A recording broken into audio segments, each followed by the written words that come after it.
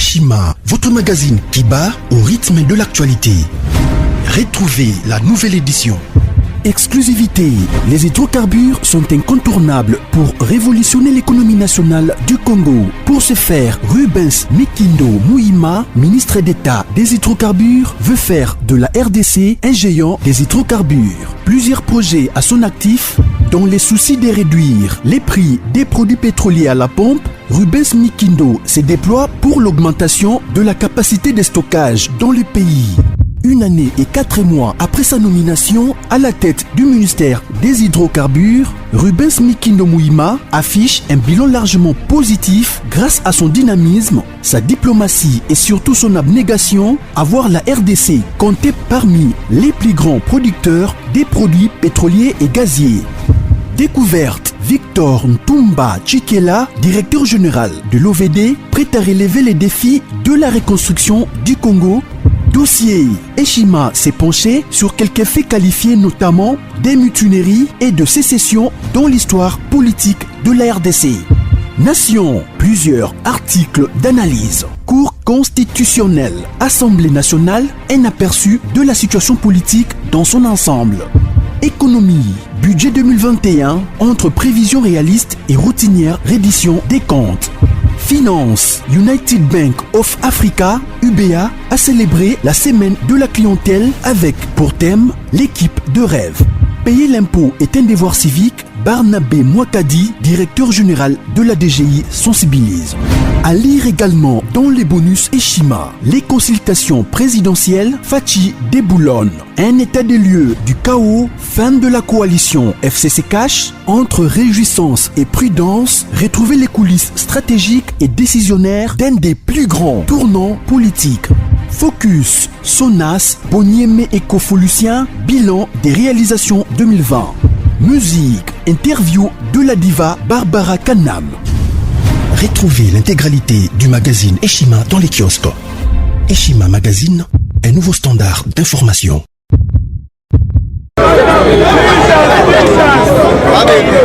IDPS viva! Viva! Ah, IDPS viva! Viva! Fatile! toyebisaki bango bakomesana bakosala nini bakomesana nazoyo kabine IDPS viva! Viva! Fatile! Janine Mabunda ya Janine balobaki akonage anage te anage ti Afrique du Sud alongo Afrique du Sud ti Dubai tambwa Mwamba Alexandre Kasereka Zé Morona Basuki 4 na moto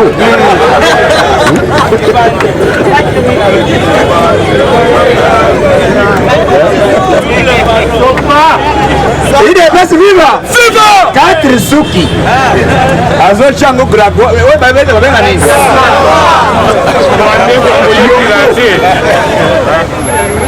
Chama bolu.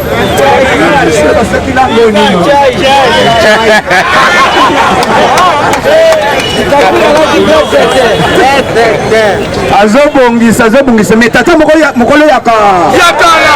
okanisa zamwan to banda politique kaka ntambu mwamba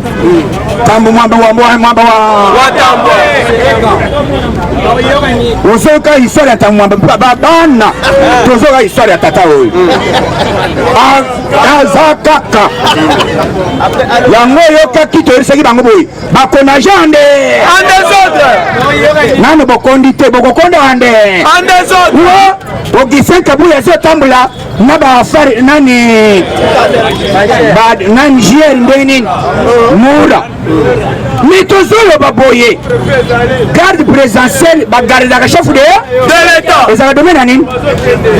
ezaka domaine ya chef de l'état na ye na famille na ye na famille politique na ye c'est ça beta mabongo c'est ça bino bokonda na associé ngai mpe kala mingi te awa baya c'est ça bazotinga ngai de équipe c'est ça ntango bakobanda koescorte ngai awa polémique ezala te c'est ça tika nini toza na pouvoir. C'est ça. Na pouvoir bilemba pouvoir emona na moto apesi ordre eza ye moko chef de l'état. C'est ça. alobi te kende okengela okiseka boye balobi à vous autres.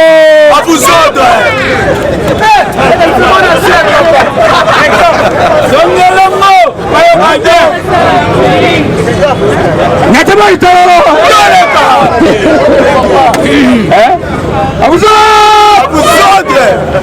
Gardez-vous.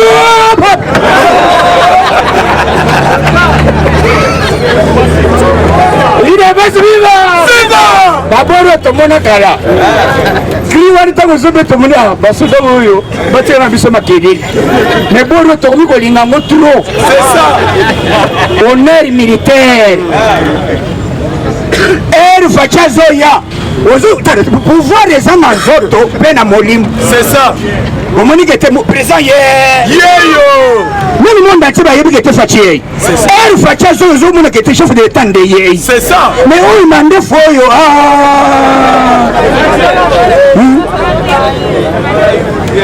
ozoyoka veste fachi alati veste ekangami. C'est ça. Leader complet. eza lokola président ya nani oyo ya Zimbabwe ya nani ya Uganda Yoweri Museveni.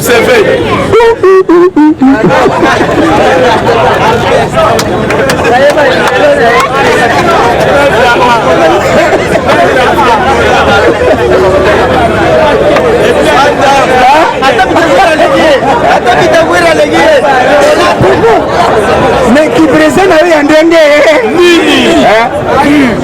papa président il faut ezala na moto akopesa o tai alobi tai na yo yango oyo mais oyo Museveni atemi na baninga veste ezogendera ye alataka 50 mais bamemeli ye 62.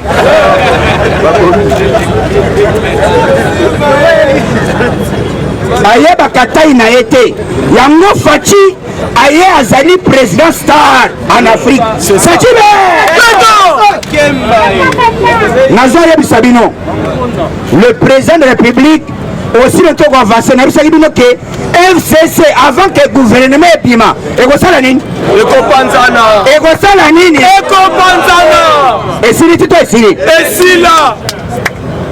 moto asuka alobi ezali Steve bigai si Steve bigai wetwa alobi eloko nini esilaka te tozali na bino nayebisaki bino ke bosala kimia botya kimia po makambo evanda bien na FCC boyokaka te boza badictateur na longwe à partir d'aujourd'hui epa Kabila Kabang na longwe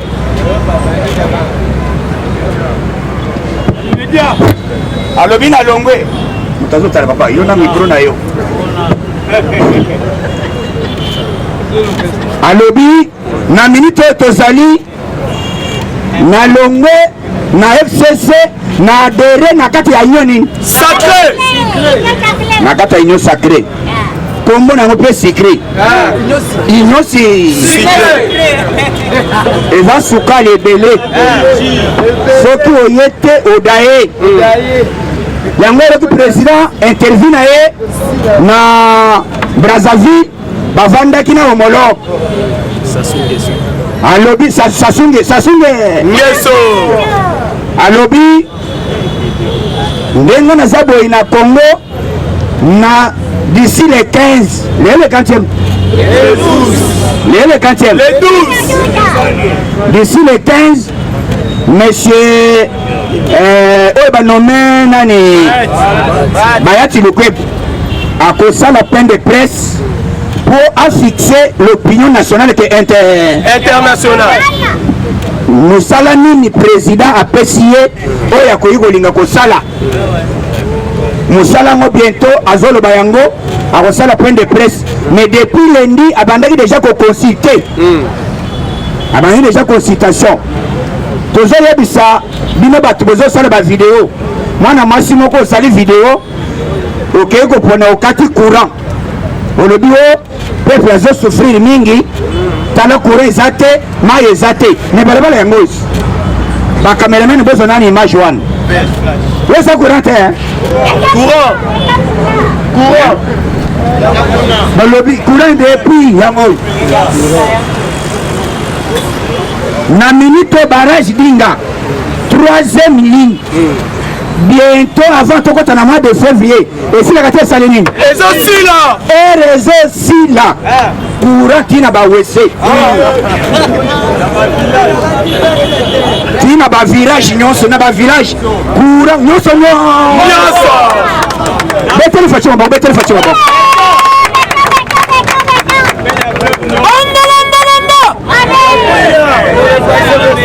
à partir d'aujourd'hui bientôt na mai président apesi discours alobi boye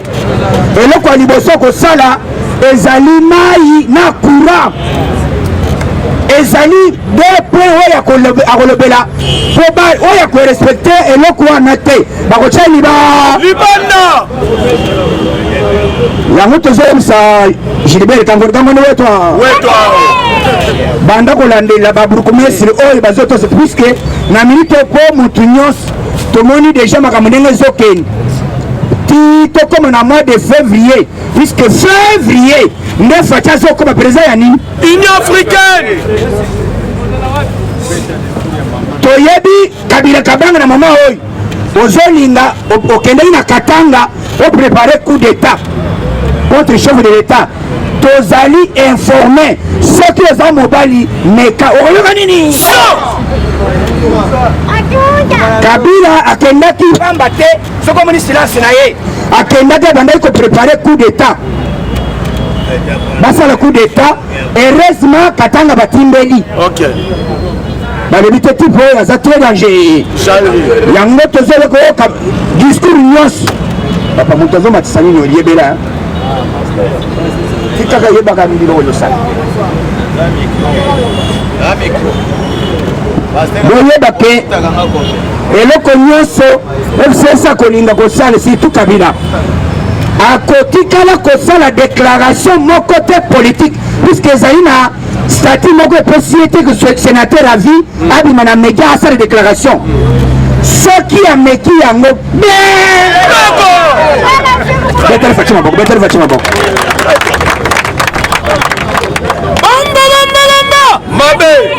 faci alobi boye nakotika ya circule mais akotikala kosala lisusu déclaration politique te wana oyoki déjà sondage moko eleki awo balobi basali sondage moko na monde Faci azali meilleur président abete Faci maboko na sagesse Faci abeti eza na président moko ta africain oyo abeti diplomatie na 2020 alonga nyama o nyangala kata oyo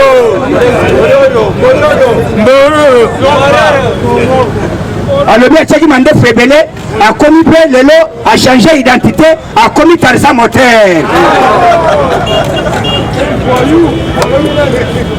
Tarzan azongeli samba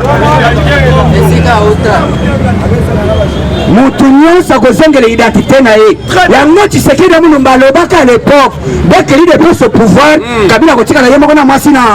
ye batikali bango moko te batikali Steve Bikai lobi alemona alakamera yete seboya oya na longwe luti Steve selem ngazeli ya papa ya ina kamera na longwe poboye bake bato bazalaki kolinga mboka na biso ekende bisi puisque bazomona aliro Faci aza nango na 2000 puisque bato bazomona guerre ya est ntango guerre ezosalama bato bazokufa nde actualité ezali Félix il ne travaille pas il ne fait absolument rien voilà mais ntango FARDC azo gagné ba village personne n'en parle vraiment jaloux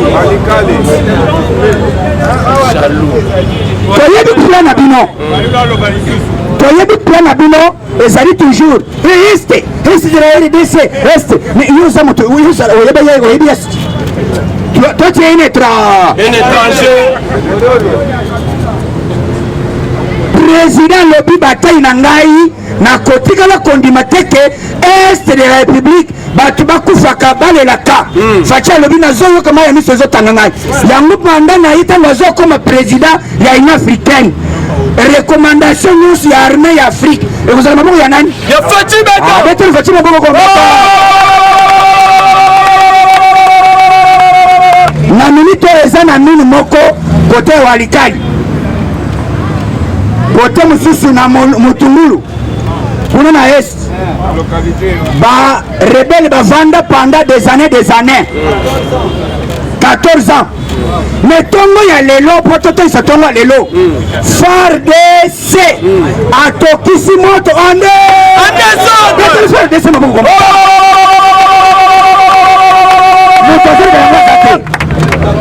mutu moko tazolobela puis porte-parole ya force armée congolaise alobi lelo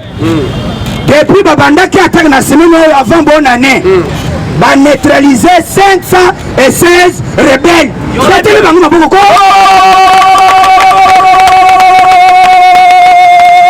wana mutu azoloba te bato bazokufa bino bosepeli ozi video ya kala otie yango basi deja goma papa biso fati na pouvoir mabele moko ekotikala kotekama te eza bongo te Très bien. Faci alobi s'il faut donner ma vie na kosala yango mabele moko te ekotekama tozolobela Chantiling Ngobi na dossier ezoleka na nini na zandu salite oyo ezoleka salite wana azi déjà bapesi quelques heures a évacué abanda bilo asise biloko wana Alimedia wana ordre euti na wapi euti epa nani Faci Beto yango Chantiling elo apesi communiqué alobi bandeko ya zandu topesi bino ti le 20 boévacue tozoya po tolongola basalite nyonso oyebi salite eza diabolo salite c'est lui-même Satan donc Kabila yele biso bafone eza bongo te na ye na kimbuta tokopermettre na pouvoir ya Faci fulu ezala na Kinshasa meme na Congo mobimba Faci apesi ordre na bagouverneur batonga bagare batonga baaéroport na baaerogare na baprovince nyonso eza bongo te Faci soki apesi ordre wana ayebi déjà ke ye aviva ndeko ya poto c'est ça ayebi koma makambo ezali ndenge batongaka mboka azali kobanga mondele te Faci ayebi na viva na bango na tanga na bango donc pas d'influence mais Kabila azomoni mondele alinga boma ngai mufila po Kabila auta Tarzan moteur Tarzan mutamande febe nazoyebisa bachef coutumier omoni mosala bachef coutumier nde basalere koma bino boyebaki dossier ya Kabila que c'est un étranger bopesali mabele akengaka te ndenge nini lelo bazoregrete balobi vraiment président Faci umela et d'ailleurs Kabila mabele oyo opesi biso mbongo te na minute oyo congolais nyonso donc na minute oyo tozoloba combattant yebela ke soki Kabila ose puisque nayoki bato vendredi oyo bazosala boyi sala point de presse yo sala kaka point de presse peut-être oyo bakete peuple asala maki d'abord nazosenga occasion yango oyo nayebaki nene alobi kete il faut tosala marche balabala yango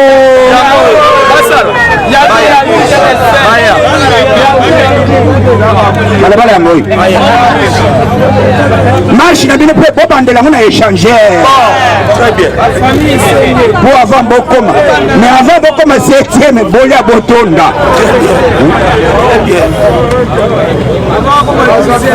toza na communiqué combattant na biso wapi photo wana akei déjà vie wana akei tokolakisa photo lobi vie wana tobanda na politique kala azali série même ya kotambola na papa Masamba vie wana aza collègue na ba vie Masamba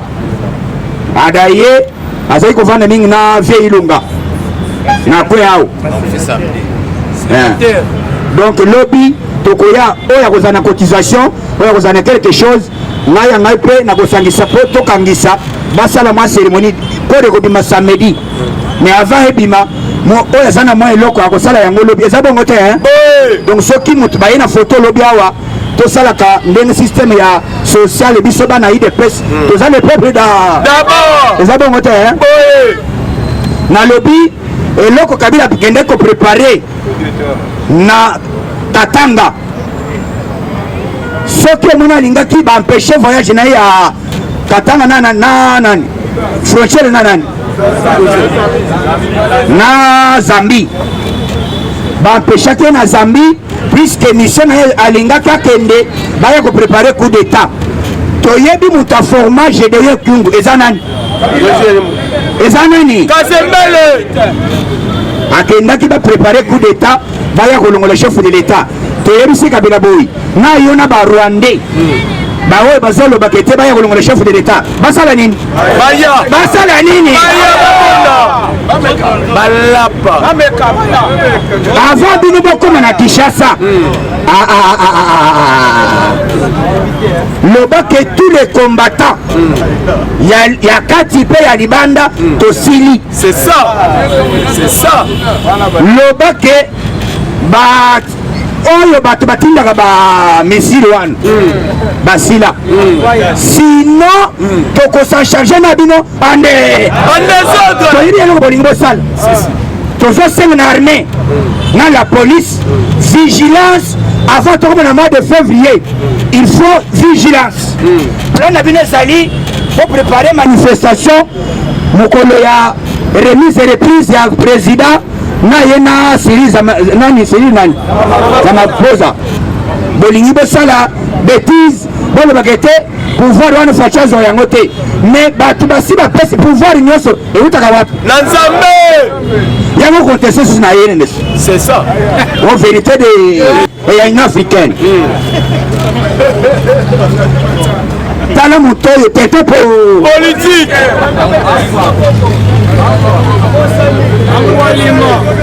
bakomesana et d'ailleurs kotangaka moto wana azomata kombo na ngai na kotika lisusu kotangaka ye te c'est ça nakobanda kobenge kaka kombo tete po politique yo comprendre que tete politique eza songolo paka moto afade na Jidas masolo ya Assemblée nationale na pour sa premier ministre président batune question à lobby ça peut être Bayati et personne d'autre cela veut dire moto formé gouvernement et cause à la Bayati soit moto mosusu mais ceux qui chef abimisi eloko wana yebe biso IDPS tozali na kete pouvoir te biso tolingi pouvoir pour na peuple congolais tozoyelela te koyeboyi te mais boyebela lokola toza na badepute ebele na kati ya union sacré bino mpe badepute oyo bokoti na union sacré boyebela borespecte biso eza bongo te tose respecte mutuellement eza bongo te puisque IDPS toza na posa teke puisque pouvoir tozwa tovimisa na bomo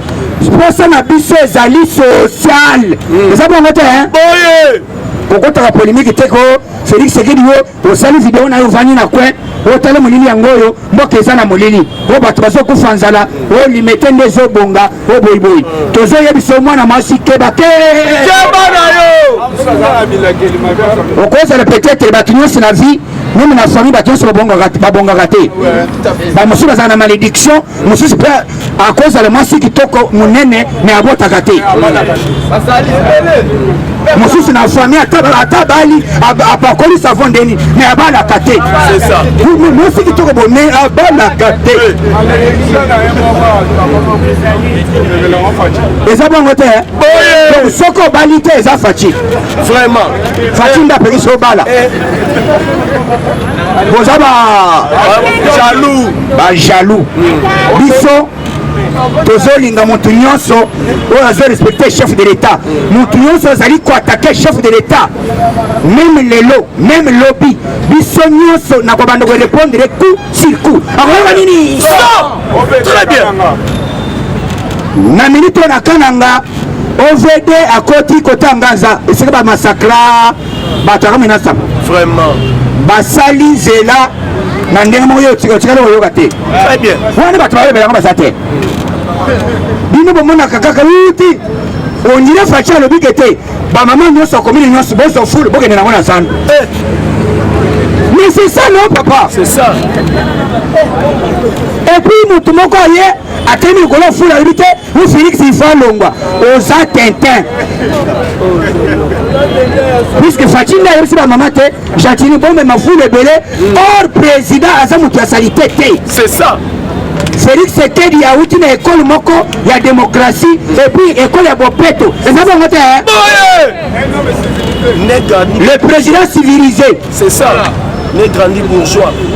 likambo ezoleka na états-unis eza kuna balobi balingi badestitue Trump lobi mais balingi basala remise reprise le 20 Trump mpo alobi ke te nakoya na ngai na babiloko na bino wana te mais Trump azozela badémocrate mpe guerre eza kuna badémocrate balobi tokondima te puisque soki badestitue ye cela veut dire akose présente te na mandat oyo ezoya nde mpe badémocrate bazomona motu très fort républicain moko très fort lokola Trump aza te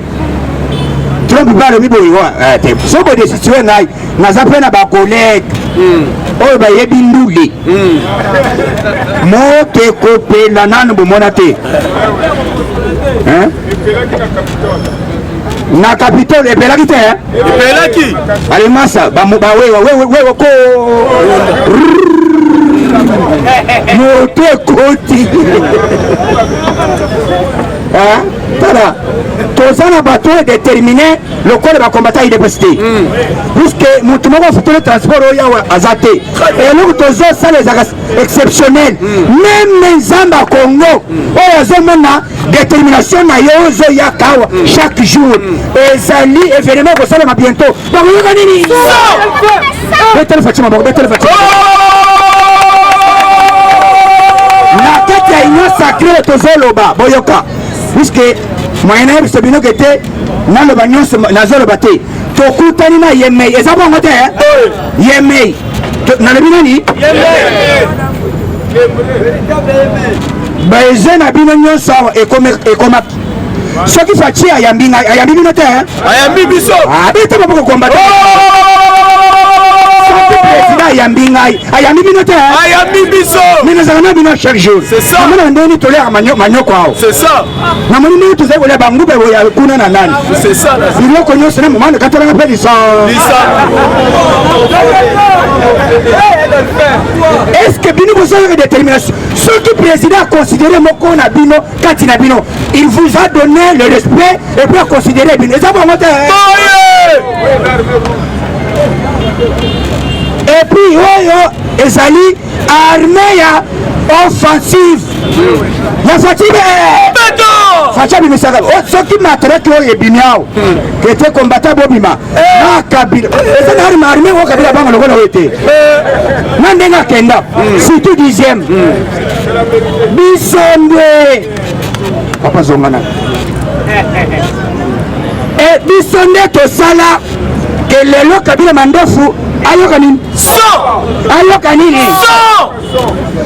na oyo bazobenga koko nyangi ko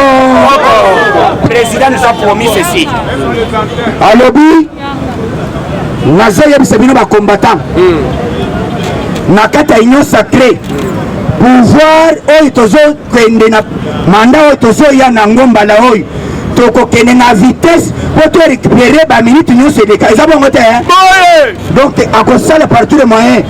misala et pour votre information bato bakendaki na balma oyo bayaki awa baya kosufunga na makambo bazalaki na congé mois de février awa ekozala inondé ande bongisa déjà makasi na yo soki omemaka mabende memaka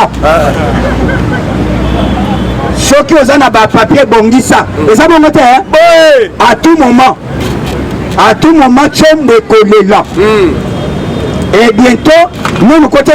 namoni baministre donc komata bonjour opesana bonjour ta intérêt oh bonjour opesana bonjour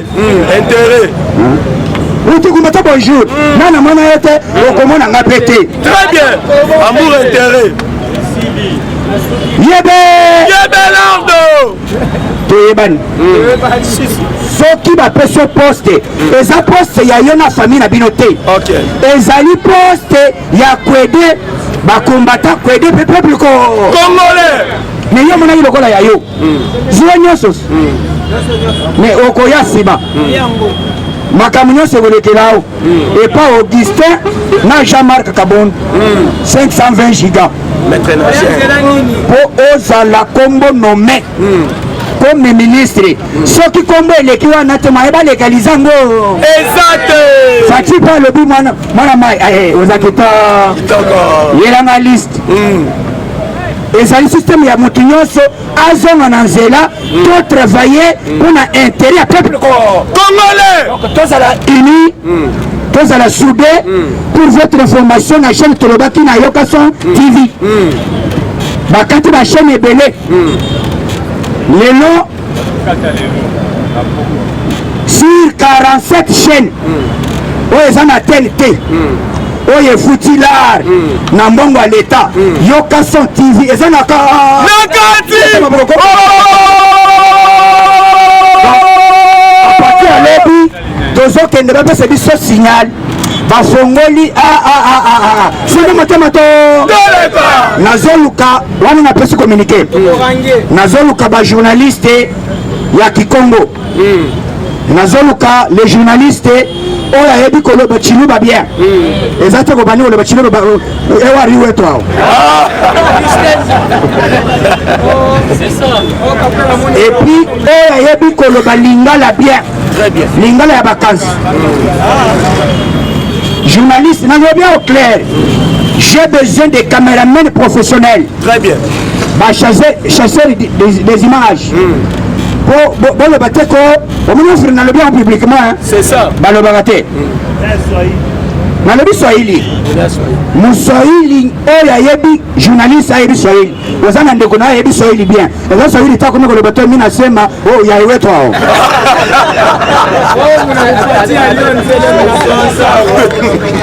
je vous donne le communiqué ezali aventure te puisque Yokason asepelaka na bino nalingaka bino napesi communiqué publiquement très bien donc chaîne wana eza ya bino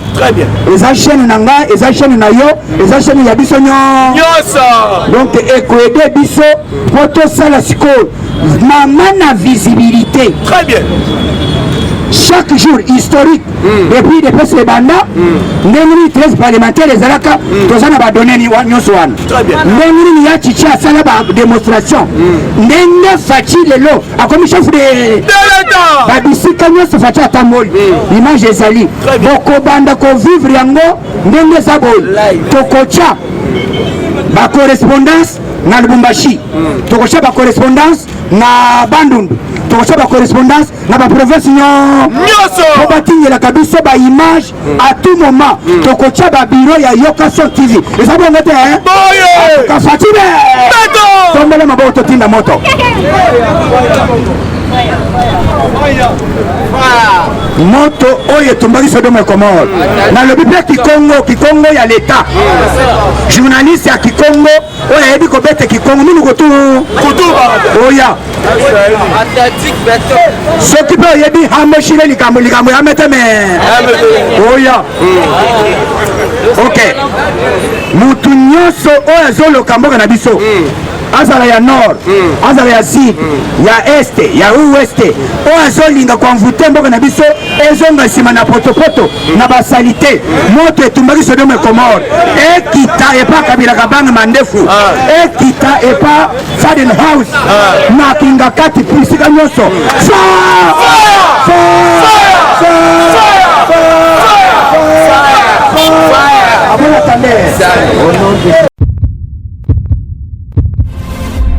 Eshima, votre magazine qui bat au rythme de l'actualité. Retrouvez la nouvelle édition. Exclusivité, les hydrocarbures sont incontournables pour révolutionner l'économie nationale du Congo. Pour ce faire, Rubens Mikindo Mouima, ministre d'État des hydrocarbures, veut faire de la RDC un géant des hydrocarbures. Plusieurs projets à son actif, dans les soucis de réduire les prix des produits pétroliers à la pompe, Rubens Mikindo se déploie pour l'augmentation de la capacité de stockage dans le pays. Une année et 4 mois après sa nomination à la tête du ministère des hydrocarbures, Rubens Mikindo Mouima affiche un bilan largement positif grâce à son dynamisme, sa diplomatie et surtout son abnégation à voir la RDC compter parmi les plus grands producteurs des produits pétroliers et gaziers. Découverte, Victor Ntumba Chikela, directeur général de l'OVD, prêt à relever les défis de la reconstruction du Congo. Dossier, Eshima s'est penché sur quelques faits qualifiés notamment des mutineries et de sécession dans l'histoire politique de la RDC. Nation, plusieurs articles d'analyse. Cour constitutionnelle, Assemblée nationale, un aperçu de la situation politique dans son ensemble. Économie, budget 2021, entre prévisions réalistes et routinières reddition des comptes. Finance, United Bank of Africa, UBA, a célébré la semaine de la clientèle avec, pour thème, l'équipe de rêve. Payer l'impôt est un devoir civique. Barnabé Mouakadi, directeur général de la DGI, sensibilise. À lire également dans les bonus Eshima, les consultations présidentielles Fachi déboulonne. Un état des lieux du chaos, fin de la coalition FCC Cash, entre réjouissance et prudence, retrouver les coulisses stratégiques et décisionnaires d'un des plus grands tournants politiques. Focus, Sonas, Bonieme Écofolucien, bilan des réalisations 2020. Musique, interview de la diva Barbara Kanam. Retrouvez l'intégralité du magazine Eshima dans les kiosques. Eshima Magazine, un nouveau standard d'information.